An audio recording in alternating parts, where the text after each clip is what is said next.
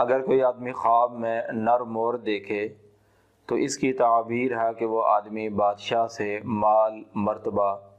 اور عزت اور مقام حاصل کرے گا۔ اور اگر کوئی آدمی خواب میں مورنی دیکھے اور وہ خواب میں یہ جانتا ہے کہ یہ مورنی اس کی ملک ہے، تو اس کی تعبیر ہے کہ وہ کسی خوبصورت اور مالدار عورت سے شادی کرے گا اور اس سے مال بھی اسے حاصل ہوگا اور اولاد میں اسے بیٹا حاصل ہوگا۔ حضرت دانیال علیہ السلام نے فرمایا ہے،